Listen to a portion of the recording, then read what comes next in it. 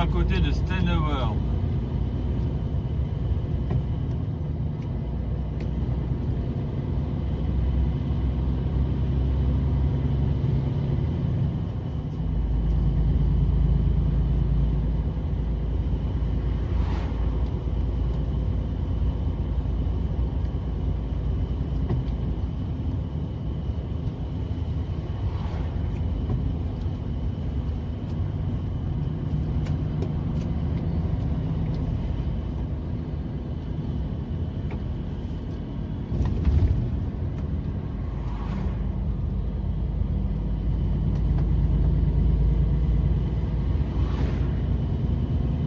Dans 400 mètres, à gauche, prendre A25 vers Hazebrouck, Bailleul.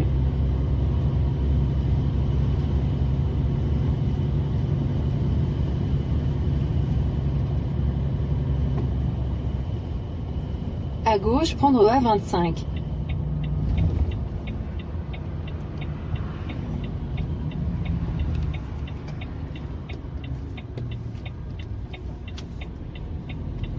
Dans 500 mètres, rejoindre A25.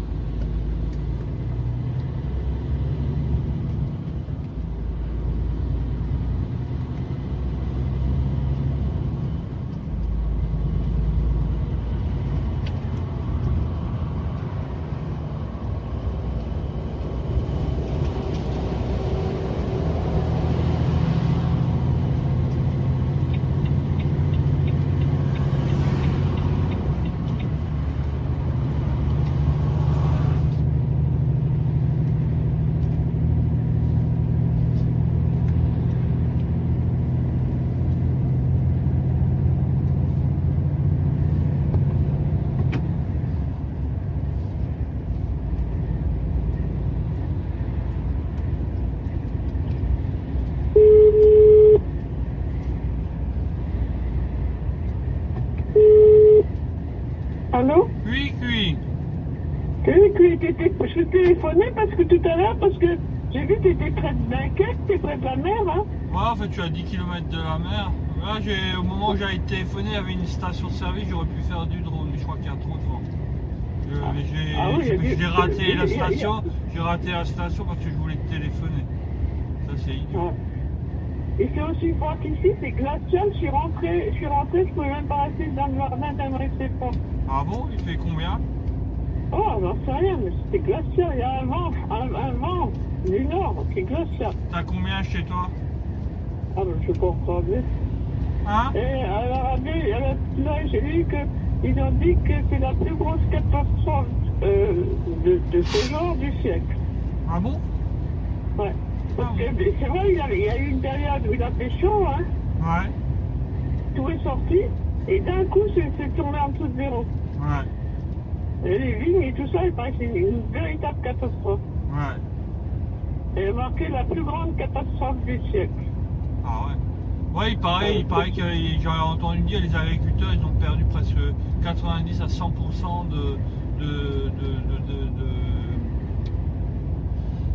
des fruits et des trucs comme ça quoi. Ouais, tout ça c'est foutu, les vignes et tout ça c'est foutu. Ouais. Ah bah décidément en ce moment on n'a pas de plan. Je me dis que c'est fou là. Ouais. Oh là là. Et qu'est-ce que je me dis, mais tu vas pas aller au bord de la mer? Ben non, là mais je rentre en Alsace. Où tu vas? En Alsace, à Siegen, au nord, au sud de Lauterbourg, je crois. Ah bon? C'est vrai que tu pas de la mer chaque fois que tu vas pas. Ouais, ça fait 2 fois. Hein. Ah, même 3 fois parce que j'étais à Marseille. Et à Mais Marseille, tu peux pas faire un détour, puis prendre faire un détour et puis tu prends une route au bord de la mer? Ah ouais, j'aurais pu, ouais, mais maintenant. Tu sais, là, je suis prêté à une entreprise. Hein. Tu sais, faut pas Ah trop. oui, ah oui, ouais. Ah oui, c'est vrai. Ah bah tant pis. Cuit. Je te l'ai dit hier que j'ai fait des vidéos drone de l'île. Tu me l'as dit ça? Ah ouais. C'est une grande ville, hein? Ouais. C'est une très grande ville, il paraît que c'est très bien. C'est une ville qui est très agréable. Ouais. Ouais. J'ai filmé la cloche, j'ai filmé la cathédrale, elle est toute petite. J'ai filmé une église, avec le drone. Hein. J'ai filmé la Ouais. citadelle, elle est grande, la place de la citadelle. J'ai filmé le palais des Beaux-Arts, un parking. Bon, c'est pas mal. Hein. Moi, je prends pas trop de risques, je ramène le drone, je vais pas filmer plus de 13 000. Ouais, méfie-toi, hein, parce que... Alors, il y avait un truc, il y a monsieur et madame qui sont assis dans le jardin, et Oui, d'un coup, ils entendent un bruit, parce qu'il oui, y a un drone. Il y a un drone au-dessus du jardin, là, ils sont pas contents, hein. ouais, Et le drone, il s'en va, puis 2-3 fois, il revient, là, ils en ont marre. ouais. Alors, le mari, il dit, Ouais. attends, je vais le temps. Et il se met tout nu. Ouais, Bon, on voit pas tout nu. Alors, le drone, il est horrifié, il s'en va. ouais. Alors, il dit, Hein? Allô? Allô? problème, alors le drone, il se plante devant madame. Alors après, elle dit, ah ben non, ça compte pas dessus. Ça m'avait fait rire. Oh là là. Bon, Bon. je me rappelle hein, pour me dire quand tu te réveilles. Ah, mais c'est vrai que j'aurais pu faire une petite virée. Tu passes par Paris? Ben non, je vais passer par Reims. Puis après, Ah oui, oui. je descends à Vitry-le-François, je prends la National 4. Ah oui. Ok. Oui, oui. Bon. Au revoir. Au revoir.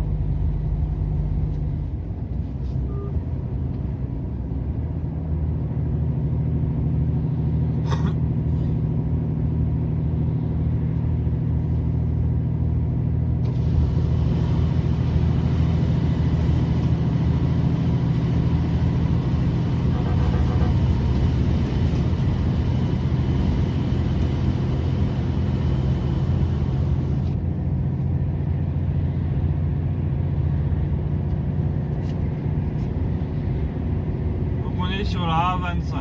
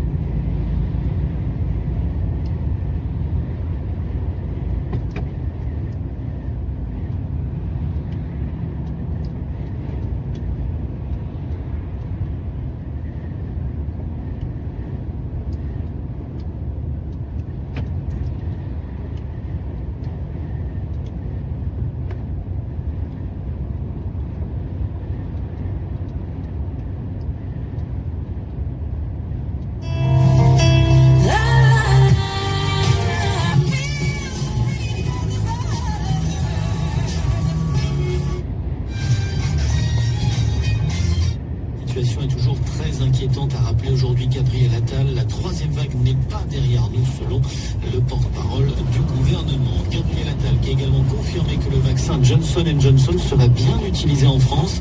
La décision prise malgré la suspension de ce produit par les États-Unis après des cas de thrombose chez certains patients. Des effets secondaires relevés également chez un autre vaccin, celui d'AstraZeneca. Conséquence, le Danemark a décidé de s'en passer définitivement. C'est une première en Europe. De son côté, la France conserve toute sa confiance envers ce produit, a rappelé Gabriel Attal. Dans le reste de l'actualité, toujours aucune trace de la petite Mia, la fillette de 8 ans, a été enlevée hier dans un village des Vosges alors qu'elle se trouvait chez sa grand-mère. Les recherches se concentrent également autour de la mère de l'enfant qui a quitté son domicile. Son profil est inquiétant, a indiqué aujourd'hui le procureur de la République d'Épinal. Il est passé aux aveux. Le politologue Olivier Duhamel a reconnu devant les enquêteurs être l'auteur d'agressions sexuelles sur son beau-fils lorsqu'il était mineur. Révélé dans un livre publié en janvier, les faits remontent aux années 80. Ils sont désormais prescrits. Entendu en qualité de témoin, Olivier Duhamel ne peut donc plus être poursuivi. On a appris la mort de Bernard Madoff, l'homme d'affaires américain auteur de la plus grande escroquerie financière de l'histoire. Plusieurs dizaines de milliards de dollars et des milliers de victimes recensées.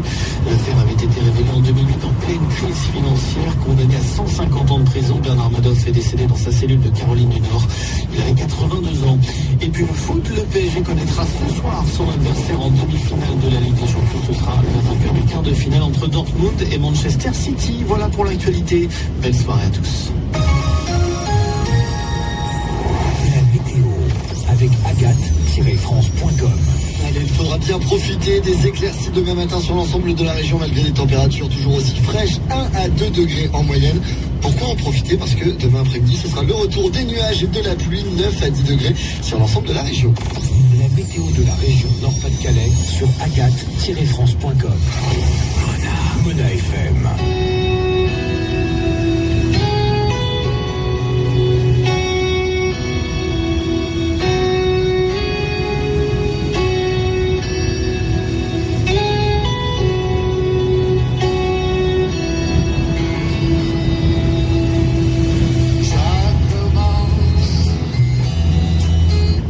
Aanspraak maken op de steun die Vlaanderen heeft. Horeca Vlaanderen reageert afwachtend op de beslissingen van het Hof. Of 2021, that is right now. En Europa zet meteen een nieuwe monsterbestelling bij Pfizer van bijna 2 miljard vaccins voor de komende. Verrassend sneller dan Wout van Aert. Matteo Trentin werd derde.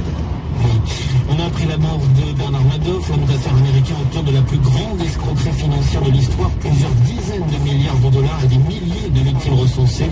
L'affaire avait été révélée en 2008 en pleine crise financière. Condamné à 150 ans de prison, Bernard Madoff est décédé dans sa cellule de Caroline du Nord. Il avait 82 ans. Et puis le foot, le PSG connaîtra ce soir son adversaire en demi-finale de la Ligue des Champions. Ce sera le vainqueur du quart de finale entre Dortmund et Manchester City. Voilà pour l'actualité. Belle soirée à tous. La météo vous est présentée par la jardinerie Perrin, votre producteur en végétaux et spécialiste animalerie, déco et fleurs, zone industrielle du plantain d'hiver. Bonsoir à tous. Un temps ensoleillé nous attend demain matin et un peu plus couvert pour le reste de la journée. Le matin, il fera 2 degrés à l'Aventie. L'après-midi, 8 degrés à Roquetoire et Burbu. En même temps pour vendredi. Et le ciel devrait rester bien dégagé samedi avec des températures qui vont augmenter progressivement. Bonne soirée à tous sur Banquise FM. La météo à retrouver tous les jours sur Banquise. C'est 1900. Banquise FM 107. Banquise vous souhaite une bonne soirée. 18h, 19h, c'est l'afterwork de Banquise avec Marcus.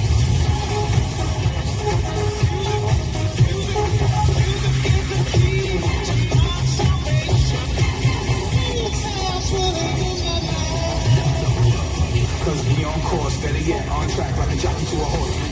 I feel the fire inside, bring the vibe alive.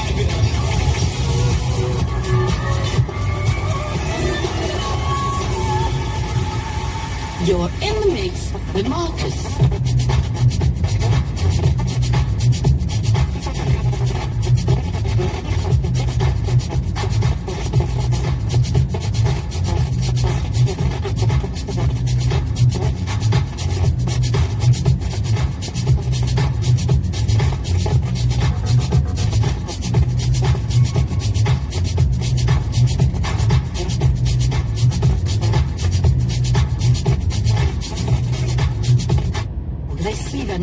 après de longues heures de discussion. Ces mesures seront-elles suffisantes pour regagner la confiance de la population, lui donner envie d'y adhérer aussi? Ce n'était plus le cas pour tout le monde. Et Vincent Iserbyt, professeur de psychologie sociale à l'UCROVA, nous explique pourquoi. Je pense qu'en grande partie, cela venait du fait que le message n'était plus compris comme quelque chose de cohérent, de consistant, et je pense que c'est très important qu'on retrouve une certaine compréhension de ce qui...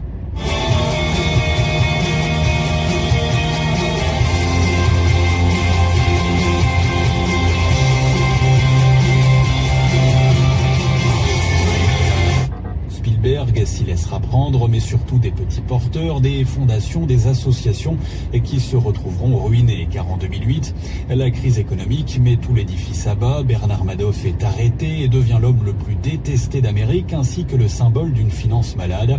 Je suis profondément désolé et honteux, avait-il dit suite à sa condamnation à 150 ans derrière les barreaux. New York, Loïc Laurie, France Inter. À la une ce soir encore, l'épidémie de Covid dont on est loin d'être encore sorti. C'est le discours du porte-parole du gouvernement, Gabriel Attal, à l'issue du Conseil des ministres du mercredi. Des jours difficiles sont encore devant nous.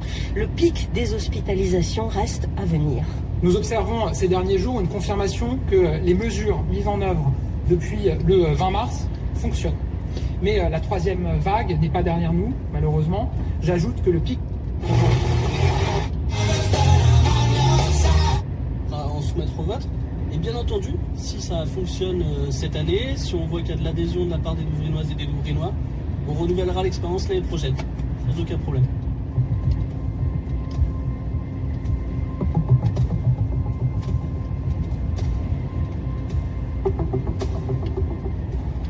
Si on pouvait aménager le coin, ce petit coin.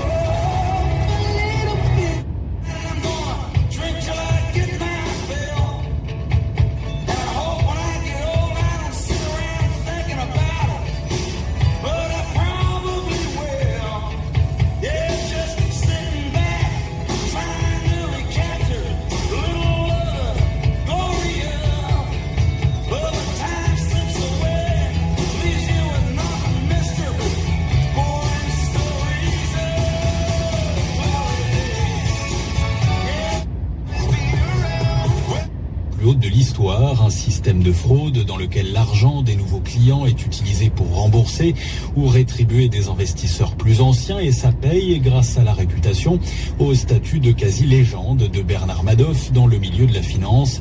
Steven Spielberg s'y laissera prendre, mais surtout des petits porteurs, des fondations, des associations qui se retrouveront ruinés. Car en 2008, la crise économique met tout l'édifice à bas. Bernard Madoff est arrêté et devient l'homme le plus détesté d'Amérique, ainsi que le symbole d'une finance malade. Je suis profondément désolé et honteux, avait-il dit suite à sa condamnation à 150 ans derrière les barreaux. New York, Loïc Laurie, France Info. En football, le PSG connaîtra ce soir son adversaire pour les demi-finales de la Ligue des Champions. Ce sera Manchester. Avec le Johnson & Johnson pour les plus de 55 ans, comme le vaccin AstraZeneca. Par contre, au Danemark, on a décidé de ne plus l'utiliser, ce vaccin d'AstraZeneca, et cette fois c'est définitif. En ce qui concerne le Johnson & Johnson, le pays le met sur pause aussi. On vous l'annonçait déjà hier dans ce journal, les États-Unis vont retirer leurs derniers soldats d'Afghanistan d'ici le 11 septembre prochain. Une date symbolique, l'anniversaire des attentats de 2001 qui ont déclenché l'invasion de ce pays par les Américains. Joe Biden va annoncer ce soir qu'il est temps de ramener ses troupes à la maison. Le président américain prend le risque de laisser la voie libre aux talibans pour mettre fin à la plus longue guerre menée par les États-Unis. Le moment de faire un bilan avec vous, Jean-François Herbeck. Presque 20 ans de campagne, au plus fort de la guerre, jusque 100 000 soldats américains engagés. 2400 y ont laissé la vie, des milliers ont été blessés. Les membres de l'OTAN, dont la Belgique, ont aussi contribué à l'effort de guerre. Aujourd'hui, il reste 10 000 soldats alliés sur place, dont le quart d'Américains. Tout ça pour un résultat qui n'a pas fondamentalement modifié la situation sur le terrain, selon François Géré, président de l'Institut français d'analyse stratégique. Nous retrouvons dans les zones frontières, les mêmes seigneurs de la guerre, les talibans toujours présents, toujours des cellules d'Al-Qaïda, mais fondamentalement, rien n'a changé. Ce qui est peut-être le plus terrible, c'est que les efforts qui ont été faits pour la reconstruction, pour l'éradication de la culture pavot, pour la promotion de la démocratie, pour le droit des femmes, rien de tout cela n'est parvenu à un succès. Des femmes qui s'engagent pour changer la société et qui sont aussi les cibles d'attaques et d'assassinats. Jean-François, dans son accord avec l'État du Liban l'an dernier, Donald Trump promettait un désengagement pour le 1er mai. Pourquoi Joe Biden retarde-t-il de cette échéance? Le nouveau président décale d'un peu plus de 4 mois ce retrait pour tenter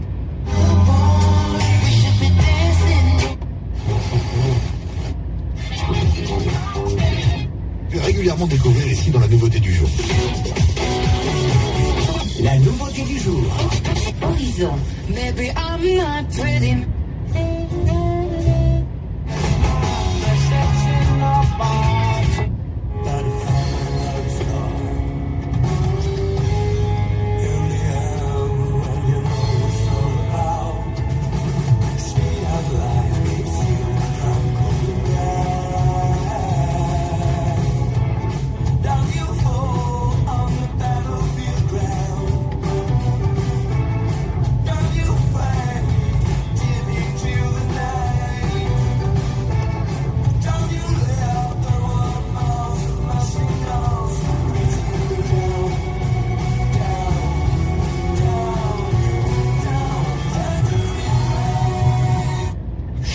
David, 0320 26 8000 pour nous appeler. Pour l'instant, voici les Black Eyed Peas en featuring avec Shakira sur Contact FM. So they tell me that you're looking for a girl like me. So they tell me that you're looking for a girl like me. I'm looking for a girl like me.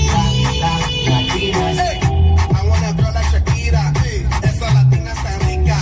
I want a familia chica que sepa vivir y que viva la vida.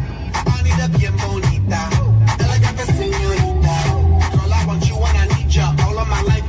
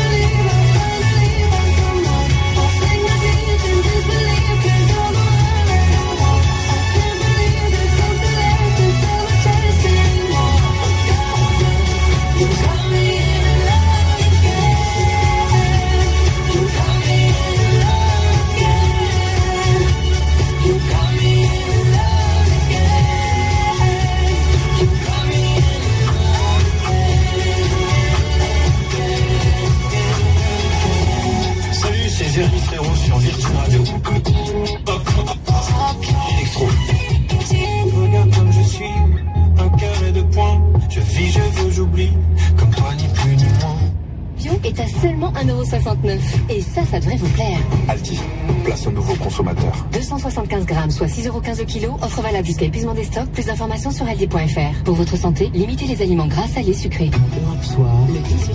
Julien Buffy. Et ce soir, notre invité à 18h17, il est historien, chercheur associé, grand spécialiste de la colonisation, et il a été chargé par le président de la République, Emmanuel Macron, d'identifier des figures de notre histoire, issues de l'immigration, des femmes également, pour renommer des rues et des bâtiments publics. Bonsoir Pascal Blanchard. Bonsoir. Merci d'être avec nous en direct dans Europe Soir. Alors, vous avez identifié 318 noms qui vont de Ventura, à l'ancien président de l'OM, Pape Diouf, en passant par des héros de guerre, vietnamiens, des tirailleurs sénégalais, Bakary Diallo notamment, des femmes, Gisèle Halimi, Françoise Giroud et plein d'autres.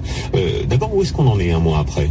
On en est à faire déjà que l'écho a été extrêmement bon, que beaucoup de maires nous ont appelés, que des programmations d'inauguration sur le mois. Vous savez qu'en ce moment, inaugurer une rue, c'est quand même pas ce qu'il y a de plus facile. Donc, le créneau des premières inaugurations va être juin-juillet pour Madame la Ministre, Nadia Hay, celle qui maintenant prend le relais de notre travail d'historien.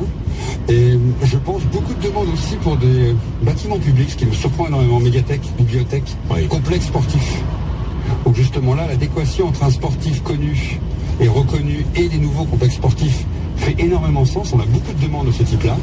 Et oui, je pense que c'est à la fois un succès sur le court terme dans l'impact que ça a produit, et de manière très concrète, puisque c'est les maires qui s'en emparent maintenant, qui débattent sur les territoires. C'est ma question justement, Pascal Blanchard. Comment le président de la République, comment les associations, comment vous, qui avez entre guillemets choisi ces 318 noms, vous pouvez inciter les maires, les conseils municipaux à piocher dans cette grande liste? Leur suggérer, leur donner envie. Leur dire, au lieu d'aller chercher des fois un étranger de l'étranger, comme Martin Luther King, Mandela, regardez notre histoire. Ils ont défendu la France, ils ont aimé la France, ils ont chanté la France, ils ont écrit la France, ils ont soigné la France. Tribal, on a bombardé ces montagnes de manière massive. Et puis finalement, Ben Laden a été exécuté en Afghanistan, au Pakistan. Bien sûr, parce que la zone tribale du Pakistan est très très liée à l'Afghanistan et très poreuse en fait. Alors on se souvient d'ailleurs très bien de cette photo dans la pièce spéciale où on suit toute l'opération à partir de Washington. Une fois que Ben Laden a été éliminé, pourquoi les Américains ne rentrent-ils pas? Mais en fait, parce qu'on a changé de stratégie au fur et à mesure. Il y a 20 ans, c'était aller chercher Ben Laden. Ensuite, ça a été la paix éternelle et la démocratie en Afghanistan. Ensuite, ça a été la liberté des femmes. Ensuite, vous voyez, il y a des tas de choses. On a changé de stratégie en permanence. Et du coup, on ne savait plus très bien où on en était, parce qu'on voulait, j'allais dire, appliquer à l'Afghanistan des normes tout à fait occidentales. Et ça, est-ce que c'est le rôle des militaires d'aller instaurer la démocratie, ou vous faisiez référence à la place des femmes dans la société afghane? Alors non, vous avez raison, c'est pas le rôle des militaires, mais il n'y avait pas que les militaires, il faut s'en souvenir. Il y avait des zones, des provinces qui étaient administrées en fait assez curieusement par les pays, par l'Allemagne, par la France, par l'Angleterre, par les États-Unis, et dedans il y avait beaucoup de programmes civils. Il y avait un programme dont on ne parle pas aussi, c'est le programme de lutte contre la drogue. Dans le système américain, il y avait une administration qui cherchait à retirer la fabrication de la drogue, qui était une source de revenus pour les Afghans. Donc il y a eu un mélange des genres extraordinaire, et depuis l'engagement initial qui était assez clair, aller chercher Oussama Ben Laden, on est arrivé à des tas de choses compliquées, et aujourd'hui en fait l'accord parce qu'il y avait un accord, je voudrais rappeler que ça a été porté par 3 administrations, Obama, Trump et Biden. Voilà, et justement, vous dites, Trump, il avait au départ annoncé, à l'issue d'un accord, le départ pour le 1er mai. Et puis, changement d'administration, Biden arrive. Non, ça ne sera pas le 1er mai. Finalement, ça sera donc le 11 septembre. Et au passage, l'accord qui avait été passé avec les talibans, il devient caduc. Parce que l'accord avec les talibans, il était assez simple. Il disait, OK, nous partons à une seule condition, c'est que vous ne souteniez pas les extrémistes à l'extérieur de l'Afghanistan. Donc en gros, on se lave les mains de ce qui se passe en Afghanistan, mais vous ne soutenez pas ceux qui viennent à l'extérieur. Tout le monde, tous les analystes vous disent cet accord ne tiendra pas. Les talibans vont vous le dire et puis font le contraire 6 mois plus tard. Donc là, M. Biden a analysé les choses. Il a changé du 1er mai, parce que le 1er mai c'est dans 15 jours, donc on a peu de temps. Donc du 1er mai au 11 septembre. Aujourd'hui, il y a une réunion à l'OTAN dans laquelle il va y avoir coordination pour que le retrait américain se fasse au bon entente avec en particulier les Britanniques et les Allemands qui sont toujours là. Il n'y a plus de Français depuis 2014. Et donc, il y a une coordination pour les retirer, mais sans se voiler la face, on sait très bien que l'accord avec les talibans qui avait été prévu par le président Trump aurait très peu de chances d'être appliqué. Donc ça veut dire que ça fragilise encore un peu plus le pouvoir en place, le président Ashraf Ghani. Oui, mais si vous voulez, il y avait une réunion il y a 15 jours à laquelle j'avais été invité d'ailleurs avec des Afghans à Paris, avec par exemple le fils du commandant Massoud qui était présent, et tous disaient, de toute façon, on recommence la guerre. Ah oui. Ah mais oui, bien sûr, ils ne vont pas accepter que les talibans... Et puis vous savez... On recommence la guerre, c'est une chose, mais est-ce que ça veut dire que l'Afghanistan va de nouveau devenir une base pour les terroristes djihadistes, très égoïstement, c'est ce qui nous intéresse nous. Oui. C'est que ça ne devienne pas une base. Tant qu'ils vont combattre là-bas, ils ont peu de chance. C'est un peu comme au Sahel, si vous voulez. Tant qu'on combat les djihadistes au Sahel, ils viennent pas chez nous. Bon, tant qu'ils combattent en Afghanistan, ils viendront pas chez nous.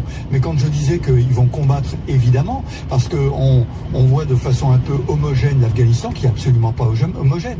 Il y a des turcophones, il y a des ouzbeks, il y a des mélanges qui pour nous paraissent très ésotériques, hein, mais il y a tous ces mélanges-là. Et donc, par exemple, la vallée du Panjshir, où était le commandant Massoud, n'acceptera jamais que les talibans viennent imposer leurs lois au Panjshir. Donc ça veut dire que c'est pas une très bonne nouvelle pour les Occidentaux, pour les Européens à moyen terme. Je pense, pas dans l'immédiat. Mais... Oui, non mais je suis d'accord. Je pense qu'il n'y aura plus d'intervention directe des militaires avec des grosses masses de militaires. En revanche, il y aura toujours des relations sur le plan du renseignement. Alors voilà. Excusez-moi, je vous interromps parce que je trouve ça intéressant. La question, est-ce que c'est vraiment un retrait total ou est-ce que les Américains, qui se posent quand même des moyens technologiques pour le faire, vont continuer à surveiller ce qui se passe sur le terrain? Mais il le faut. Il le faut parce que il faut voir à quel moment la menace qui est là-bas pourrait être exportée et à quel moment un certain nombre de djihadistes vont aller s'entraîner là-bas, comme il avait fait contre les Russes.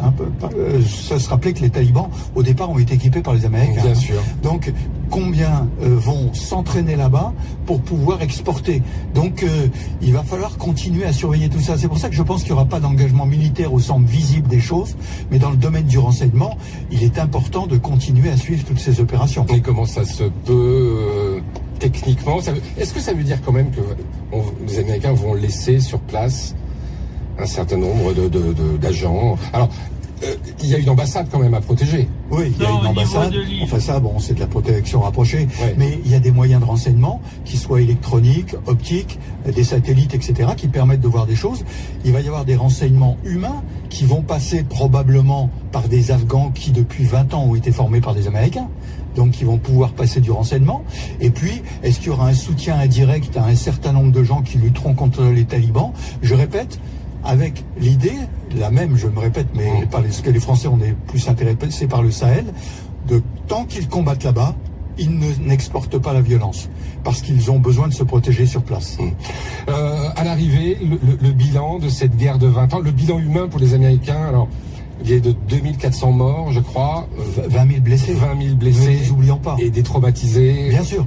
Ces guerres sont traumatisantes pour les familles, bien sûr, qui ont perdu des êtres chers, mais aussi pour les blessés. Il y a eu beaucoup de films qui ont été faits aux États-Unis là-dessus, des blessés qui portent ça toute leur vie. Hein. Donc c'est un bilan extrêmement lourd. Je répète, l'erreur majeure, c'est d'avoir changé 3 fois de stratégie à peu près en 20 ans. De ne pas avoir un objectif clair et d'en sortir de cette façon-là. D'avoir voulu... C'est là où on se rend compte qu'il faut faire la cote mal taillée entre l'importation de nos valeurs dans des pays qui les respectent pas trop et puis le maintien d'un combat aussi pour protéger nos pays. Parce que c'est ça le fond. Parce qu'aujourd'hui, les Américains partent, c'est difficile pour eux de dire mission accomplie. Non, c'est très difficile. Alors qu'ils auraient pu le faire après l'élimination de Ben Laden. Oui, mais souvenez-vous, ça a mis beaucoup de temps quand même, énormément de temps. Et puis, comme vous le disiez, ça s'est pas passé en Afghanistan. Ça s'est passé. Là, il y a un sujet important aussi avec le Pakistan, parce que les services de renseignement pakistanais sont très imbriqués avec ce qui se passe là-bas en Afghanistan. Ouais. Donc, il y a une relation aussi à établir. Ouais, ce qui veut dire qu'évidemment l'histoire n'est pas terminée. Non, c'est ce que je disais en introduction. C'est la fin d'une partie de la guerre américaine. L'Afghanistan, depuis Alexandre le Grand, a connu beaucoup de combats. Merci beaucoup de nous avoir éclairé sur ce retrait qui devrait finalement être annoncé officiellement dans environ 1h30 par Joe Biden. Merci Général Trinquant d'être venu ce soir sur RTL. Dans un instant, l'œil de Valérie Trierweiler qui s'inquiète ce soir pour la santé mentale des Français. Ouais, pas que nous. RTL Soir. Bonjour, c'est Anaïs Bouton. Je vous donne rendez-vous ce soir pour un nouveau numéro de Zemmour et Nolo, l'émission qui donne du temps au débat et à la politique. 2 heures de talk enflammé avec les deux Éric, des invités passionnés, des débats passionnants. On vous attend ce soir dans Zemmour et Nolo à 20h55 sur Paris Première. Carrefour, meilleure chaîne de magasins de l'année, catégorie hypermarché. Dans la catégorie grand plaisir à petit prix, cette semaine, la machine à pain Blue Sky à 34,90 €. À ce prix-là, ça va partir comme des petits pains. Et oui, jusqu'au 26 avril, dans vos hypermarchés Carrefour et leur drive, la machine à pain Blue Sky est à 34,90 €. Oui, 34,90 € Carrefour. Référence BBM 550-21, quantité limitée à 4000 pièces. Détails sur carrefour.fr. Et longue vie aux voitures à vivre. Mais moi, je peux tout jouer. Le José tendre. Oh, mais qu'il est beau ton dessin, ma chérie. Ou le José. Mesures qui ont été prises durant les 3 semaines qui viennent de s'écouler ont eu un impact positif. Est-ce que c'est grâce à ça qu'on voit une situation qui semble commencer à s'améliorer? Alors je vais essayer de développer un peu plus que ce que j'ai fait au 13h sur vos antennes, parce que je pense que j'ai été un peu court. La vérité, c'est qu'on avait commencé à observer un fléchissement, donc une décélération de l'augmentation des différents indicateurs, avant qu'on puisse attribuer ça aux mesures. Ça, c'est une première chose. C'est-à-dire qu'on ne maîtrise pas tout non plus dans l'analyse des chiffres. Après, est-ce que les mesures qui ont été prises à ce moment-là auront un impact? Elles auront peut-être un impact dans quelques jours, elles ont peut-être commencé à avoir un impact. C'est très dur de dissocier ça, vu qu'une amorce avait déjà été observée avant l'application de ces mesures. Donc voilà, c'est pas évident de répondre à cette question. Maintenant, je voudrais juste remettre dans le contexte, au moment où ils ont pris ces mesures, qu'est-ce qui se passait? On avait une augmentation des différents indicateurs, et ils se sont dit ok, on va prendre des mesures prudentes et on va maintenant en fait refermer certaines vannes. Est-ce qu'ils ont refermé les bonnes? Est-ce que c'était le bon timing? Est-ce que toutes les vannes... Roger. En dan is er ook een berichtje binnengekomen. Goh, ja, goed gedaan. Duimpje, duimpje, duimpje. Samen, zegt een zekere Rita Komans. Oui, ça existe depuis les années 50. Non, mais là, c'est moins cher. Là, c'est moins cher, c'est 160 000 € le bateau. Mais là, c'est beaucoup moins cher. C'est un bateau sur la route, c'est ça? En fait, tu prends ton bateau, t'es sur ton... revenir C'était lui. Il est pas tu vois, passer en voiture amphibie, on peut.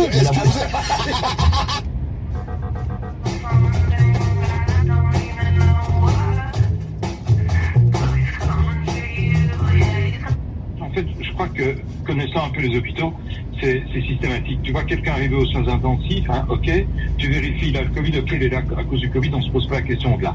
Et la coexistence d'une pathologie et du Covid fait qu'il est indicaté Covid dans la plupart des hôpitaux. Je dis pas qu'ils le font tous, mais en tout cas, dans les 2 hôpitaux que j'ai demandé qu'on étudie, c'était le cas. Et ça a été fait comme ça. Et j'espère que pour la 3e vague, ce ne sera plus le cas, parce que effectivement, ça gonfle les chiffres, alors qu'il n'y a pas lieu de les gonfler. Vous savez qu'en première vague, on est allé pour les hospitalisations jusqu'à 50% dans certains hôpitaux de gens hospitalisés qui étaient effectivement atteints du Covid en plus, mais qui n'en feraient pas pour ça. Ils étaient diagnostiqués par hasard Covid positif, sans nécessairement en souffrir. Vous savez quoi, Philippe?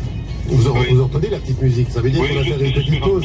Vous savez qu'on est, et en plus vous restez avec nous. Alors on est peut-être au pic, c'est pas encore sûr, on vous posera la question de cette 3e vague, mais une chose est sûre, on est au pic des réactions dans l'émission et des questions aussi parfois plus précises à vous poser. Ne bougez pas, on vous demande de réagir et comme l'a fait Morane, si vous travaillez ou si vous êtes proche du secteur de l'ORECA, vous êtes aussi très nombreux à réagir sur les salles de sport en disant c'est quand même plus important d'aller faire du sport que d'aller manger ou d'aller boire des bières. Je ne sais pas ce qu'en pense Anne Gruet. On le saura d'ici quelques secondes. Un petit tour sur les routes. Vous êtes sur l'Université de Caen. C'est pas fini. On débriefe l'actu ensemble, comme tous les soirs, jusqu'à 19h30. C'est pas fini. Débriefez l'actu avec nous au 070 23 33 23 35 000 la minute. ou par SMS au 3063, 50 centimes par message. Avec un lit design Oping, vos rêves durables se réalisent. Grâce au premier lit entièrement recyclable au monde. Parce qu'avec Oping, j'opte pour un confort de sommeil durable et un design de la plus haute qualité.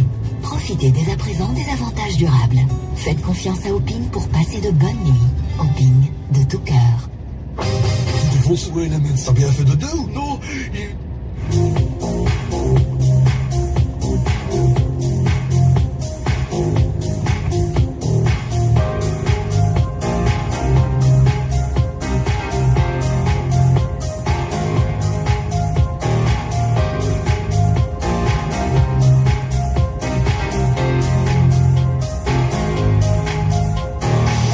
Goedenavond, het is 6:30 en we weten dat jij als Studio Brussel-luisteraar op de hoogte wilt zijn van de allerlaatste muziekactualiteit. Wel, dan is er goed nieuws, want er is een nieuw hoofdstuk in de Lil Nas X-saga.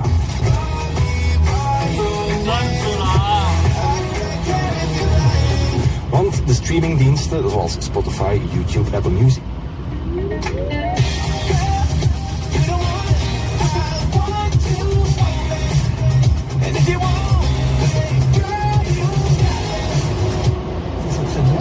Et puis le deuxième pilier, c'est la circulation minimale du virus. Il ne faut pas laisser ce virus circuler. Donc le confinement qui a lieu en France.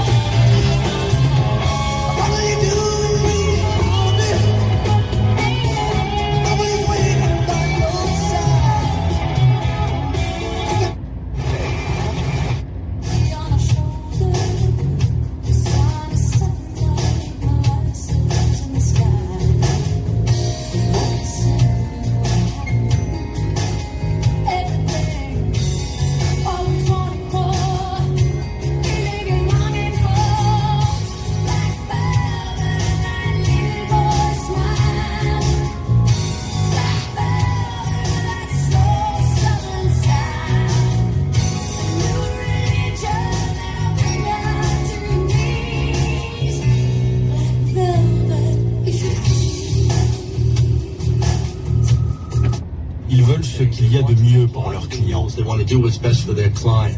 Voilà, Bernard Madoff, à l'époque, a une réputation sans tache. Nicolas, son ascension à Wall Street a fait de lui une quasi-légende dans la finance et beaucoup se laissent donc entraîner, attirés par des promesses de rendement élevés et sans risque. Steven Spielberg, par exemple, parmi d'autres célébrités, mais surtout des petits investisseurs, des fondations, des associations qui se retrouveront ruinés.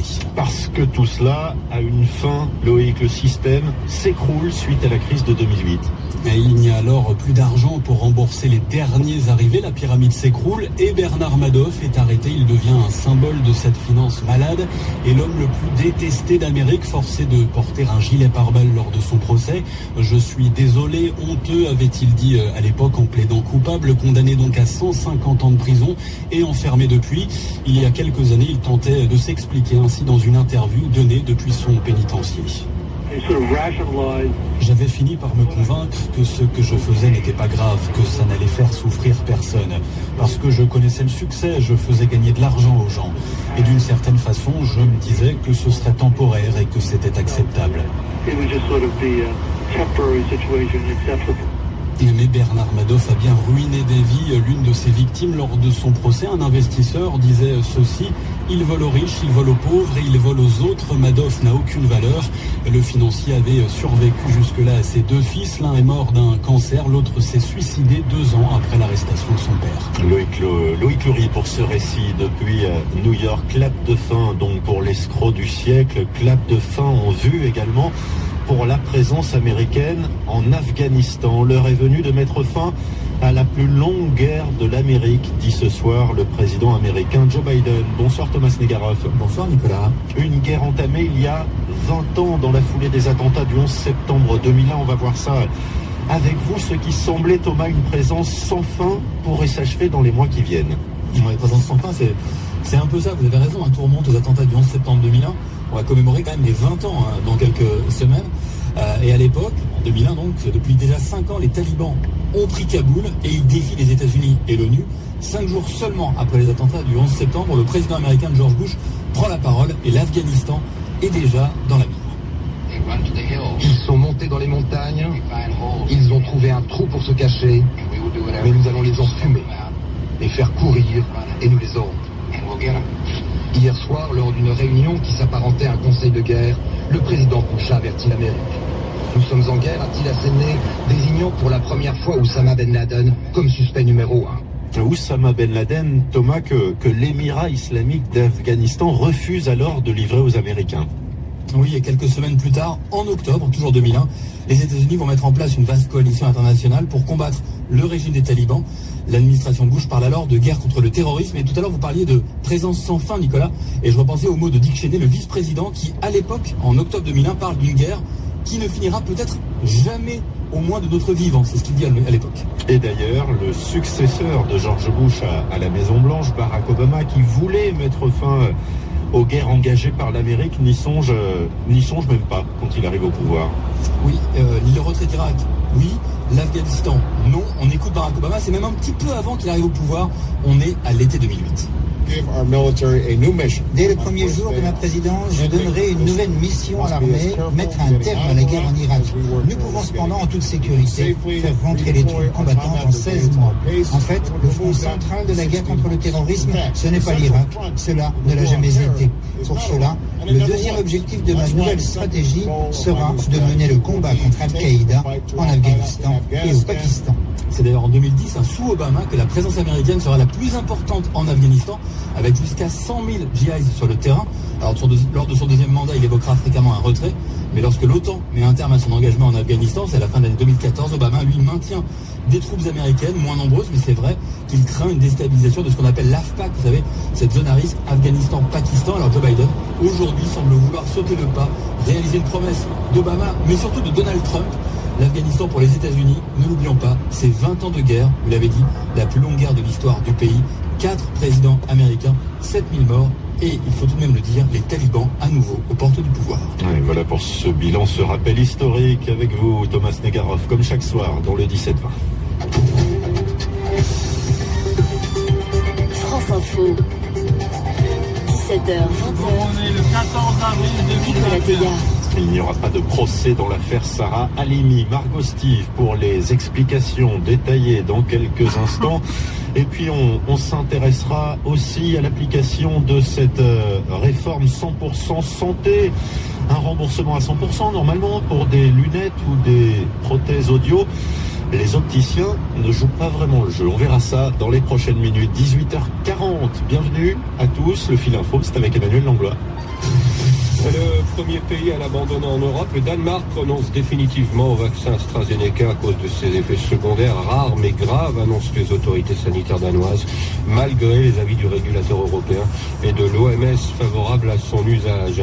La Commission européenne, elle annonce que les laboratoires BioNTech et Pfizer vont augmenter de 50 millions de doses les livraisons de leur vaccin anti-Covid au deuxième trimestre pour atteindre 250 millions de doses sur la période. Emmanuel Macron en déplacement au CHU de Reims, le chef de l'État annonce la mise en place d'un forfait psy pour les enfants déprimés à cause de cette crise du Covid-19. Et puis la Belgique, elle rouvre dès lundi ses frontières pour les voyages non essentiels comme les séjours touristiques. Ils étaient interdits depuis fin janvier. Les déplacements qui resteront toutefois déconseillés, prévient le Premier ministre. Les cafés et restaurants de Belgique pourront eux rouvrir leurs terrasses le 8 mai en limitant le nombre de consommateurs par table. Ils avaient été contraints de fermer fin octobre.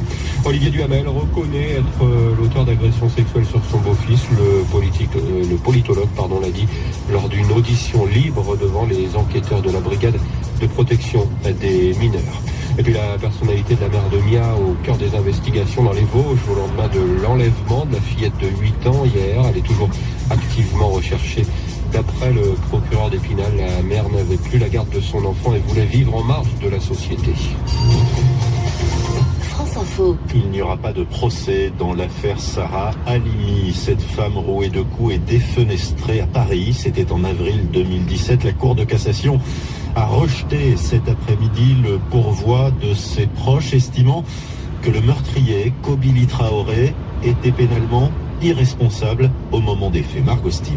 Pour les juges, Kobili Traoré était dans un état second le soir du meurtre, sous le coup d'une bouffée délirante qui abolissait son discernement. D'après la Cour de cassation, qu'importe ce qui a pu provoquer cet état, qu'importe si cela a un lien avec sa consommation très importante de cannabis, la loi, expliquent les juges, ne distingue pas selon l'origine du trouble mental qui a fait perdre à l'auteur la conscience de ses actes. Kobili Traoré doit donc être jugé irresponsable pénalement, disent les juges.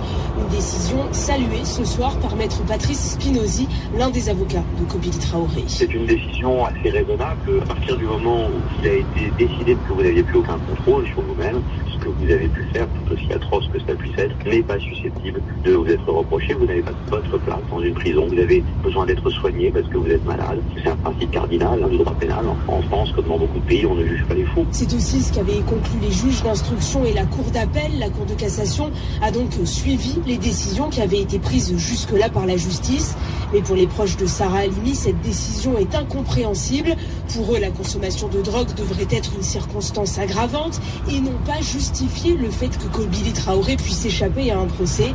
Maître Wakni Melki, l'une des avocates de la famille de Sarah Halimi. Le cas de Kobili Traoré qui a été jugé par la Cour de cassation va également impacter l'ensemble de la société française. Si désormais une personne qui consomme des stupéfiants peut voir sa responsabilité pénale être dissoute uniquement parce qu'il a consommé des stupéfiants, c'est la porte ouverte à quantité de décisions que nous allons évidemment avoir à connaître dans les prochains mois, dans les prochaines années, tant que cette jurisprudence ne sera pas abandonnée ou tant qu'un nouveau texte de loi ne viendra pas préciser l'article 122-1 du Code pénal, celui qui prévoit les responsabilités pénales pour troubles psychiques. Les avocats de la famille Halimi se disent donc très déçus par cette décision.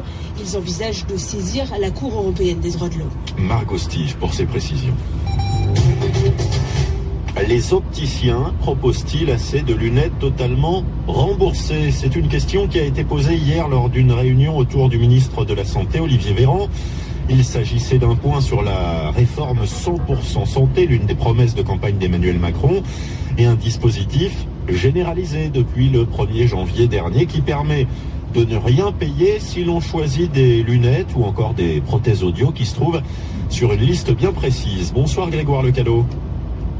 Bonsoir. D'après les premiers chiffres d'une enquête menée par la répression des fraudes, il semble que les opticiens ne jouent pas le jeu. Les inspecteurs de la DGCCRF sont en effet depuis quelques semaines en train de visiter des magasins de lunettes.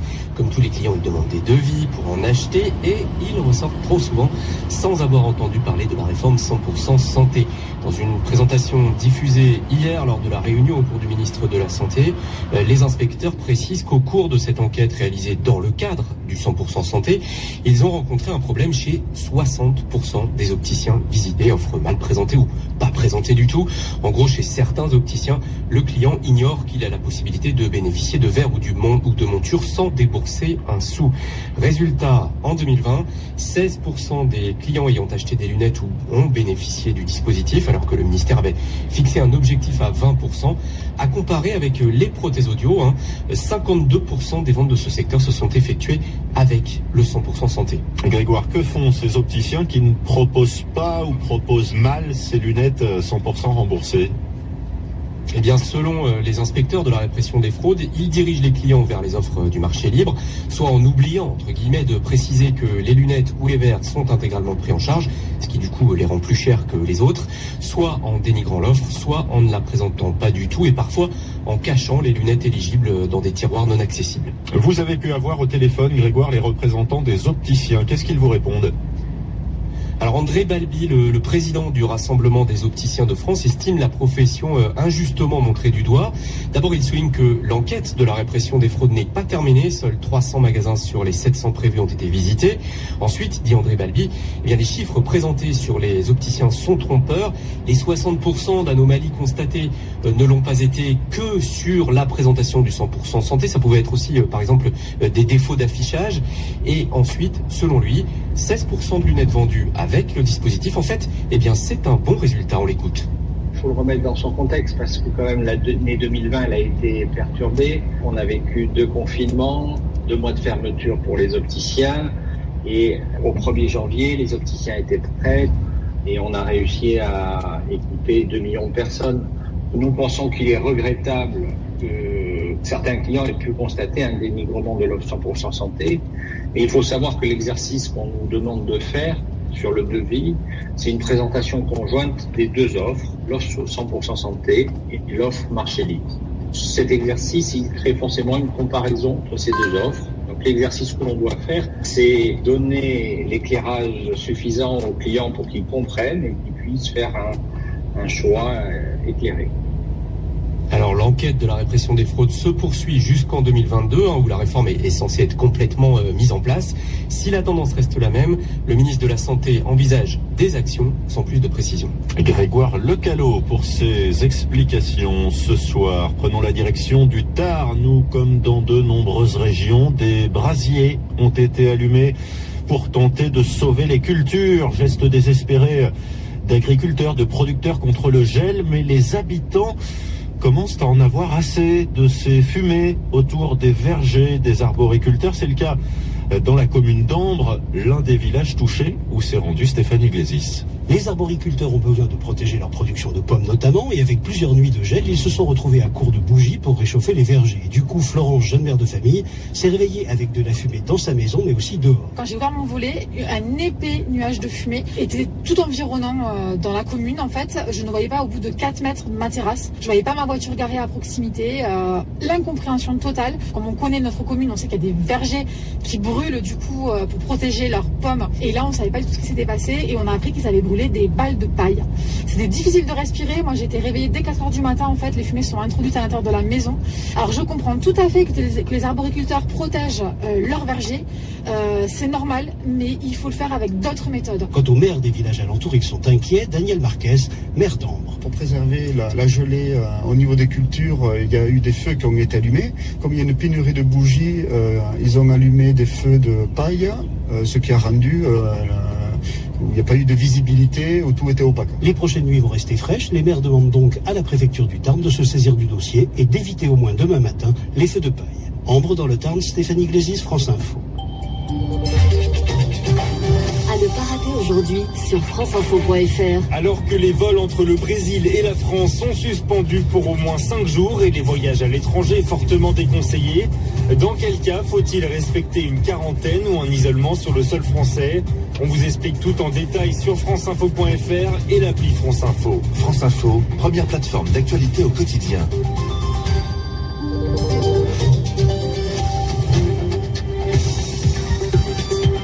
France Info, 17h, 20h, Nicolas Teilhard.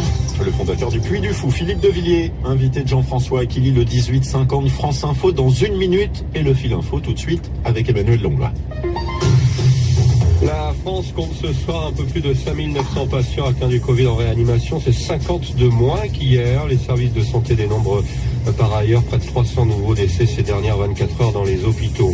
Alors que le nombre de morts de l'épidémie en France devrait dépasser les 100 000 dans les toutes prochaines heures, Gabriel Attal, le porte-parole du gouvernement, lui déclare qu'un hommage national sera rendu aux victimes du Covid.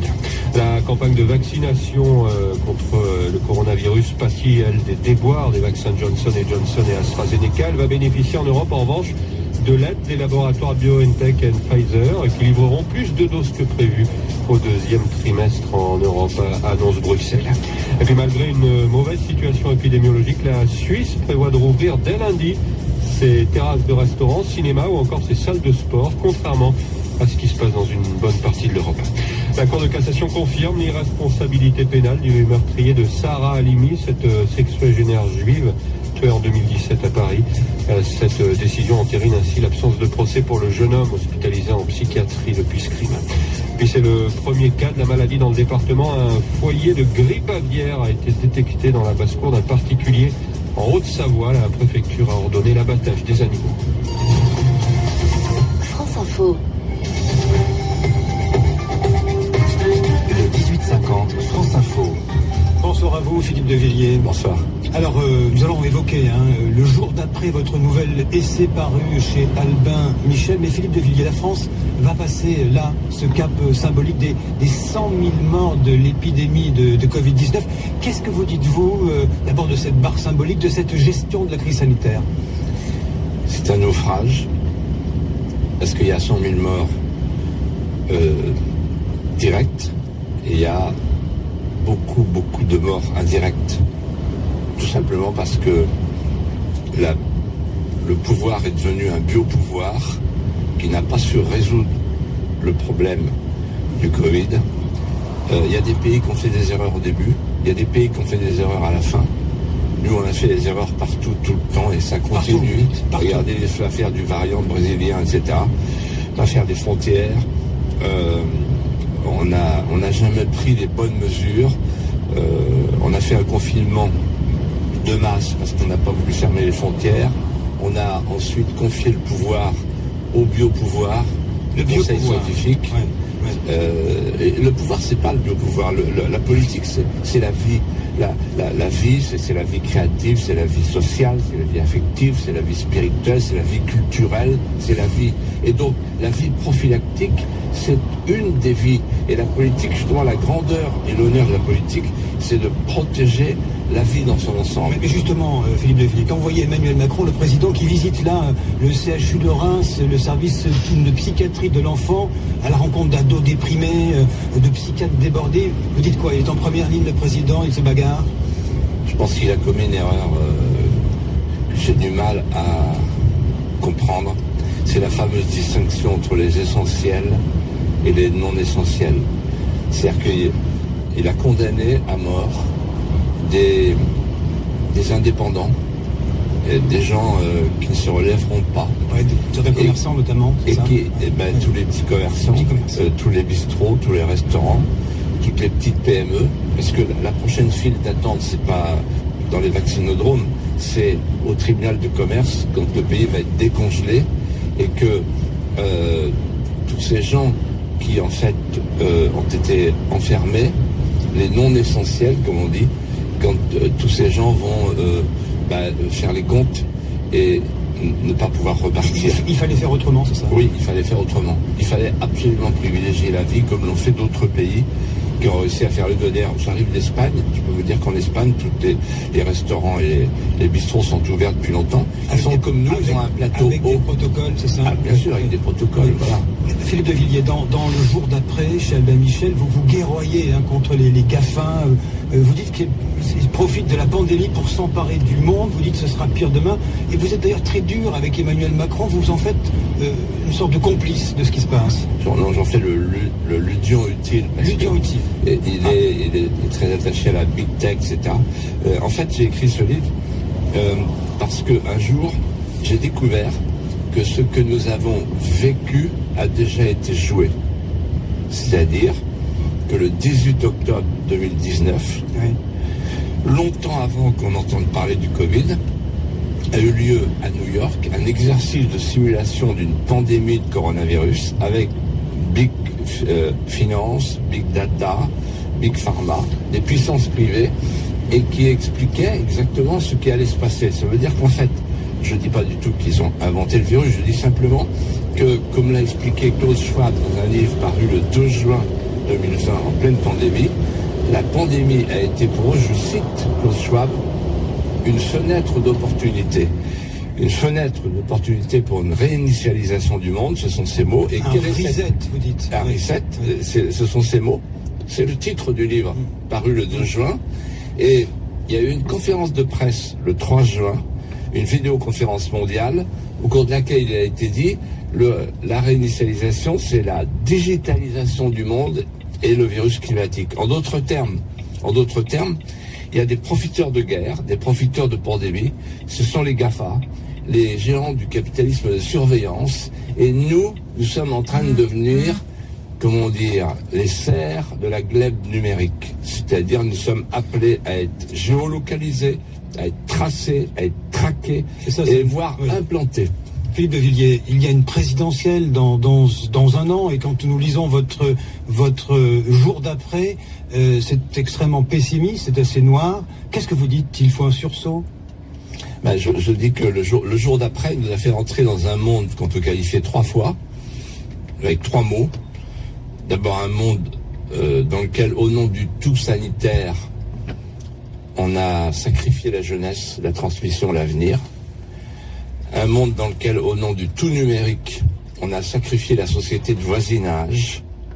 Et au nom du transhumanisme, on a dénaturé l'espèce humaine. Qu'est-ce qu'il faut faire? Et donc ce qu'il faut faire, c'est retrouver une politique de civilisation. C'est-à-dire, en fait, retrouver le voisinage, la civilité, et refabriquer des Français de désir, des petits Français de désir. C'est-à-dire un roman national.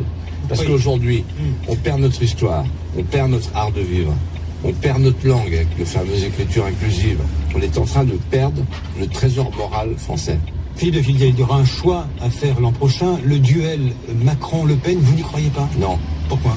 Alors, parce que là, on est congelé, on est masqué, personne ne voit le sourire, la parole contenue, les amertumes rentrées.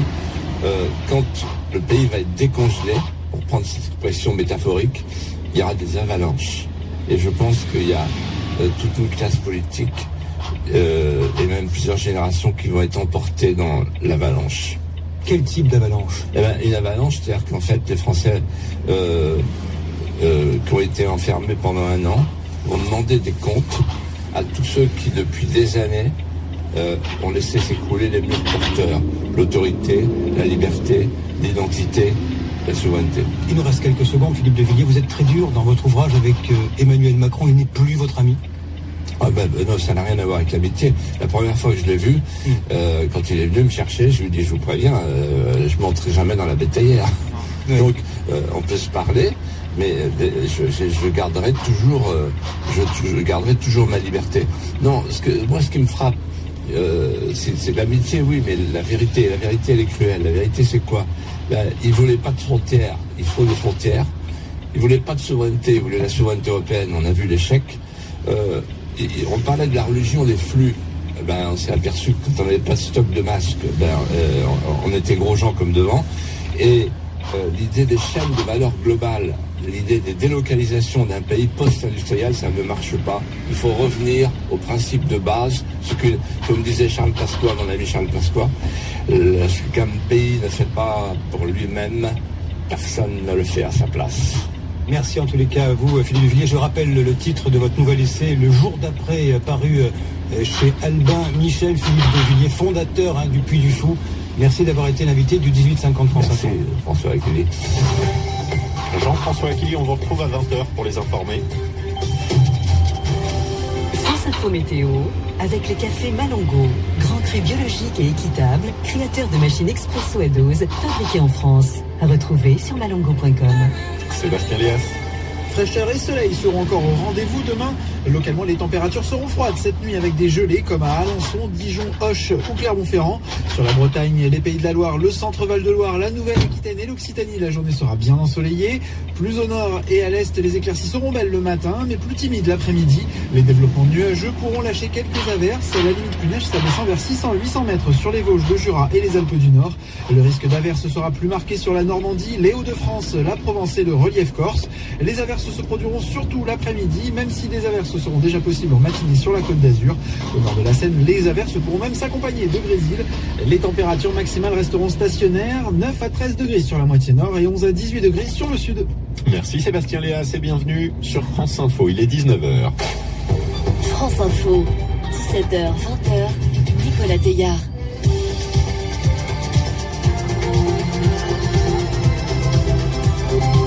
Thomas Bénèche pour l'info, bonsoir. Bonsoir Nicolas, bonsoir à tous. Les effets de la crise sanitaire sur les enfants au cœur d'un déplacement du président de la République. Oui, Emmanuel Macron cet après-midi au service pédopsychiatrie du CHU de Reims. Il y a échangé avec des enfants en situation de détresse et fait aussi des annonces pour les soutenir, vous l'entendrez. Le Danemark dit stop, il arrête définitivement l'utilisation du vaccin anti-Covid AstraZeneca sur son territoire. Il pointe ses effets secondaires rares mais graves.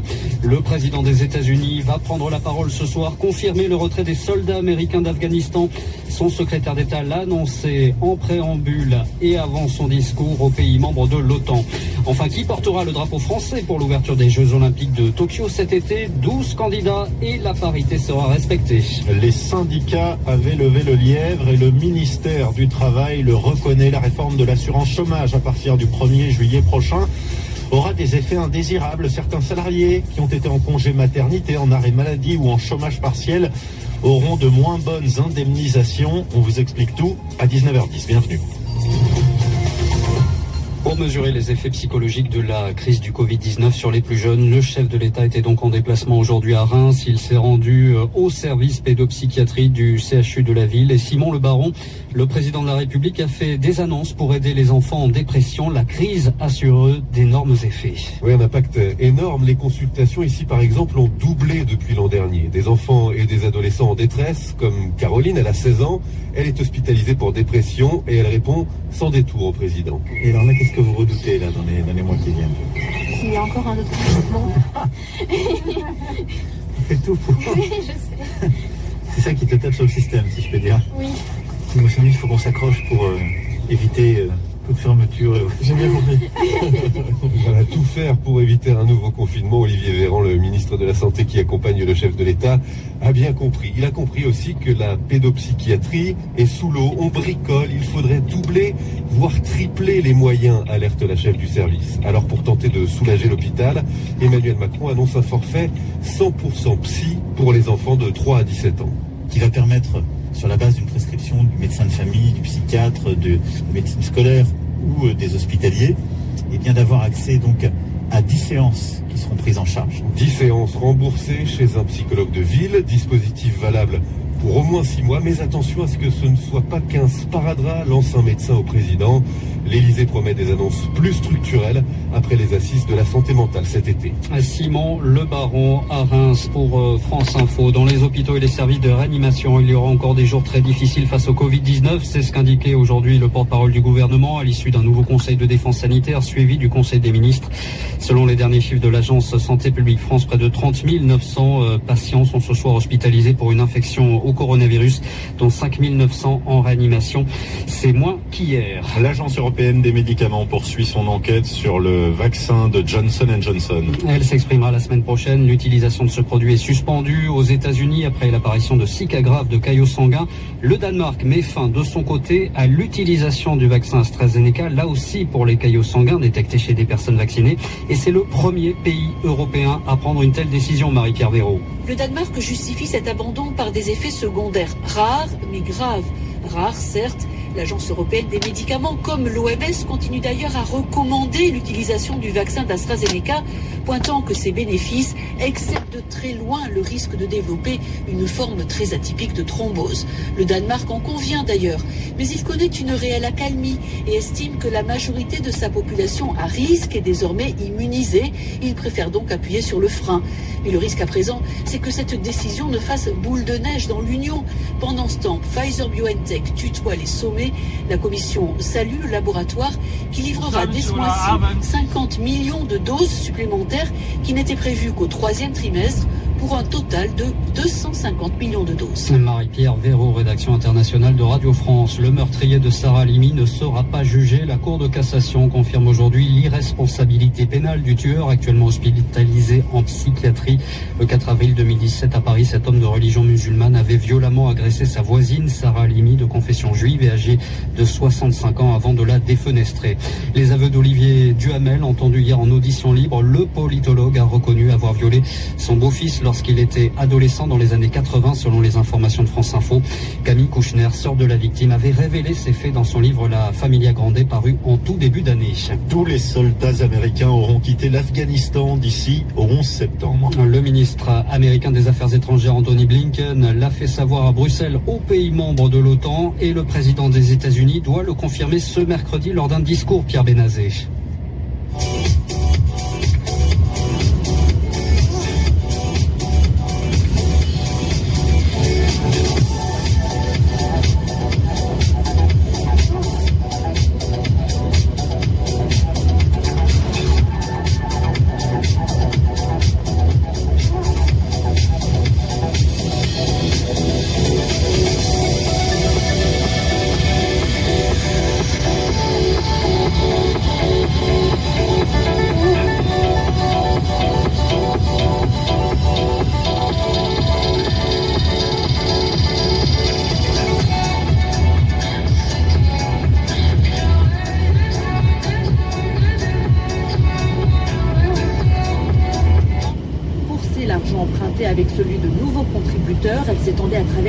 plus de 100 pays.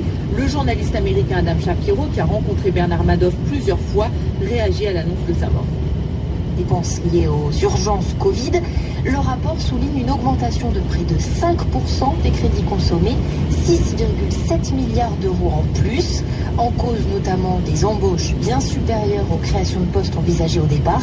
Ce ne sont pas 199 postes qui ont été créés, mais en réalité 2800 postes en 2020 pour les ministères de l'Intérieur, de la Justice et aussi pour l'Éducation nationale. Cette trajectoire devrait encore se poursuivre en 2021, Bercy ayant annoncé plus de 5000 créations de postes dans l'année à venir. Cela signifie, d'après les sages, qu'au bout de 5 ans de mandat, il devrait y avoir encore plus de fonctionnaires d'État, alors même qu'Emmanuel Macron avait promis à l'origine une baisse des effectifs de 50 000 postes. Anaïs Bouissou pour RTL. Ce n'est pas une conséquence de la crise sanitaire, mais de la forte baisse des températures ces derniers jours. Le gel a causé 2 milliards d'euros de manque à gagner pour la viticulture. Un producteur de raisins, estime la FNSEA, au moins 2 milliards d'euros. Ça représente un tiers au moins de la production viticole française. Voilà, et le gel va encore continuer pendant un jour ou deux. On verra ça tout à l'heure avec Peggy. Courte pause dans un instant. Le mystère de la disparition de la petite Mia, mais aussi poker menteur sur le nucléaire iranien, et puis les verres à vendre.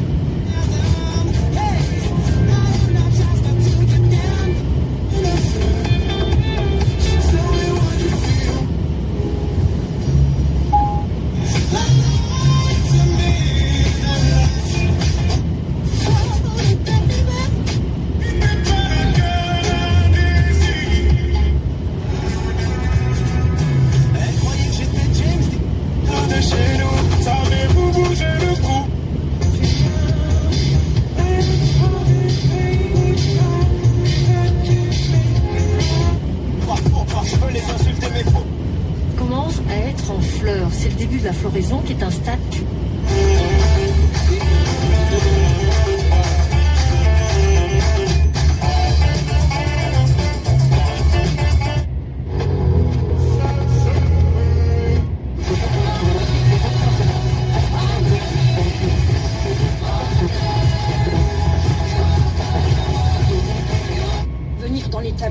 De refaire des gestes qu'on n'a plus l'habitude de faire, mais c'est sûr qu'au début ça va être très très compliqué, je pense. Sophie Jobard s'est donc mise au sport pour se préparer physiquement à retourner derrière le bar debout toute la journée. Attention tout de même aux excès de confiance, le 15 mai est une hypothèse. Sébastien Goudet reste prudent.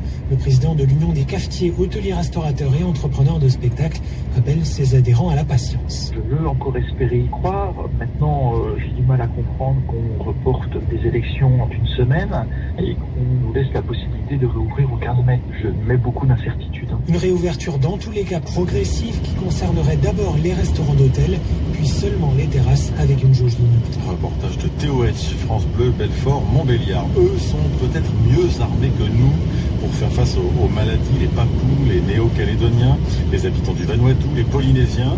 Ils ont tous des gènes de 2 espèces disparues, dont celle de l'homme de Néandertal. Et ces gènes leur ont permis de mieux résister au virus. Bonsoir Sophie Becherer. Bonsoir. C'est le résultat d'une vaste étude publiée ce soir dans Nature et menée par une équipe internationale de généticiens, dont plusieurs chercheurs de Pasteur. Oui, une étude qui confirme d'abord que c'est il y a 40 000 ans que les premiers hommes sont arrivés dans le Pacifique Sud. Les hommes modernes avaient sûrement des rudiments de navigation lorsqu'ils ont atteint la Papouasie-Nouvelle-Guinée, les îles Salomon ou Bismarck. Le séquençage du génome de 320 individus représentant 20 populations différentes confirme aussi que c'est bien plus tard, il y a seulement 4000 ans, qu'ils ont colonisé l'Océanie lointaine, Vanuatu, la Nouvelle-Calédonie, la Polynésie. La génétique révèle aussi, vous l'avez dit, qu'aujourd'hui, ces habitants conservent en eux 2,5% de gènes issus de l'homme de Néandertal, mais une autre espèce archaïque s'est métissée, disparue elle aussi, c'est l'homme de Denisova, dont on ne connaît qu'un fossile trouvé en Sibérie. Étienne Patin, chercheur à l'Institut Pasteur, a co-dirigé cette étude. Nous, ce qu'on voit, à partir du génome des populations du Pacifique Sud, c'est que cet homme de Denisova s'est métissé avec l'homme moderne à au moins 4 occasions, avec des proportions différentes, entre 0% et plus de 3%. Et ce qui est particulièrement intéressant, c'est que les populations d'hommes modernes, Homo sapiens, se sont métissées avec différents groupes de Denisova.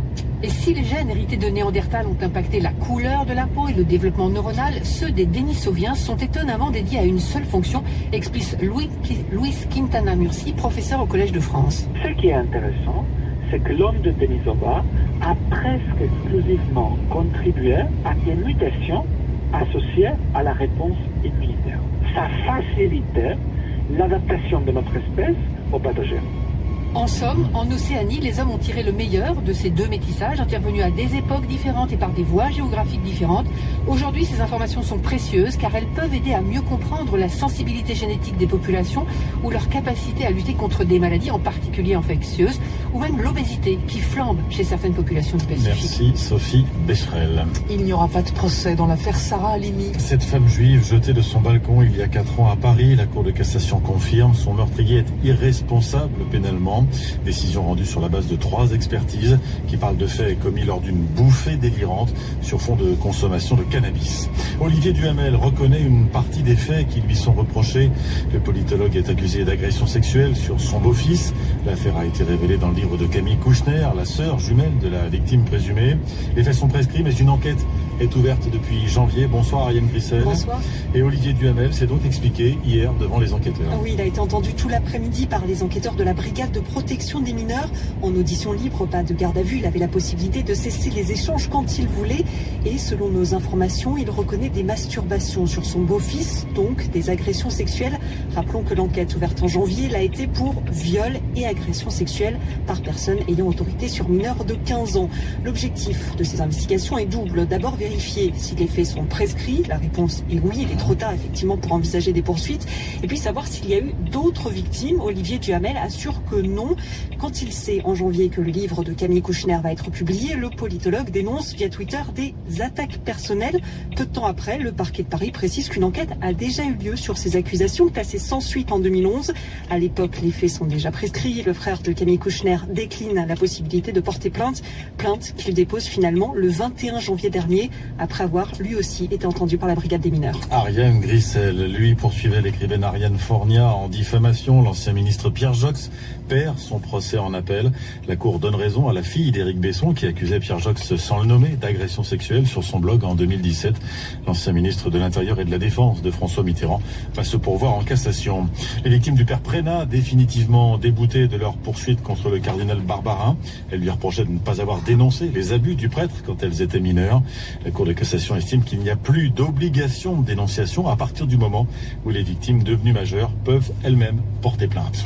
Téhéran porte à 60% l'enrichissement d'une partie de son uranium. C'est le président Hassan Rouhani qui l'a annoncé lui-même en Conseil des ministres. Une réponse, selon lui, au sabotage de Natanz. L'explosion dimanche qu'il attribue à Israël et qualifie de terrorisme nucléaire. Paris, Berlin et Londres parlent d'un développement grave et mettent en garde contre toute escalade. L'heure est venue de mettre fin à la plus longue guerre de l'Amérique. C'est ce que va dire Joe Biden tout à l'heure à la Maison-Blanche. Les États-Unis rapatrient leurs soldats après 20 ans de présence dans le pays. Ils sont intervenus après le 11 septembre 2001. Le dernier soldat sera rentré au 11 septembre 2021. Un retrait concerté, Pierre Benazet, avec les alliés de l'OTAN.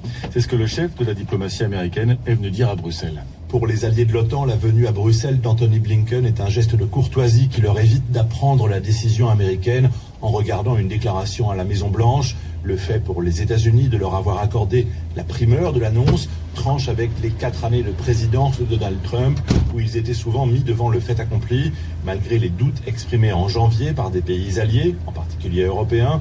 Devant l'opportunité d'un départ en 2021, les membres de l'OTAN estiment avoir désormais